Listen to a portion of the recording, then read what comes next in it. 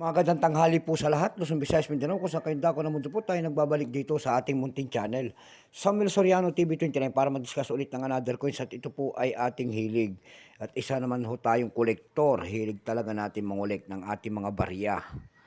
Ayan, magandang tanghali po sa lahat ng aking mga subscriber. Kung saan kayong dako ng mundo po, keep safe po sa lahat and God bless. Maraming salamat po sa lahat ng aking mga subscriber dyan. Thank you so much. Yun naman po hindi pa po nakapag-subscribe dito sa aking munting channel at gusto nyo ang ganitong mga topic po about coins. Ayan. Siniselling natin ang mga koleksyon ko po kung magkano na talaga ang kanilang mga halaga sa pamantayan natin platform para malaman natin kung gaano nakataas. Manghingi lang po sana ako ng pabor sa inyo, yung mga hindi pa po nakapag-subscribe dito sa aking YouTube channel at malaking tulong kasi ang inyong gagawin tulad ng pagpindot ng ating subscribe button, like and share para ma-update ko naman kayo sa mga latest ko pang gagawin mga video po. Meron naman tayong pag-usapang barya guys at ito po ay world coins, bulinggit po, pera po ng ating United States of America. One dime, ayan. Pera po ng United States America, ayan.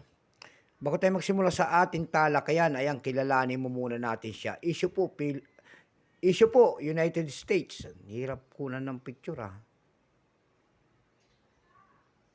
Ayan, hirap kunan, oh. Period po, United States. Type, Federal Republic 1776 up to date po. Type, standard circulation coins. Years 1965 hanggang 2024. Value nito, 1 dime. Currency, dollar. 1785 up to date po. Composition po nito ay copper nickel. May bigat po itong 2.68 grams. May haba pong 17.91 mm. May kapal po naman itong 1.35 mm. Hugis po siyempre bilog.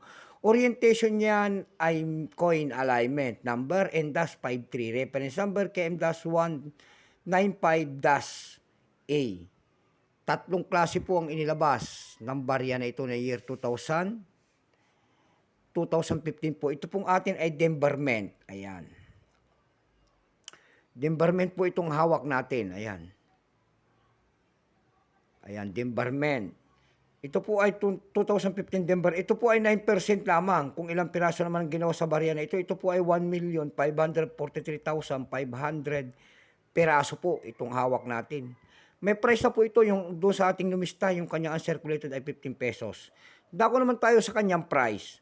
Ayan, sa ebay.com nakakita ko tayo nagbebenta doon ng 391 pesos.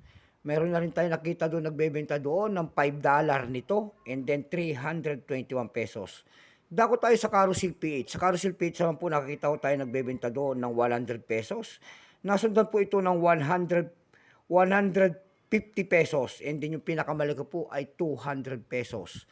Ayan lamang po ang aking may babahaging kanyang presyo sagad na. So hanggang dito na lamang po Luzon, Visayas, Mindanao. Kung sa kayong dako ng mundo po, keep safe po sa lahat and God bless.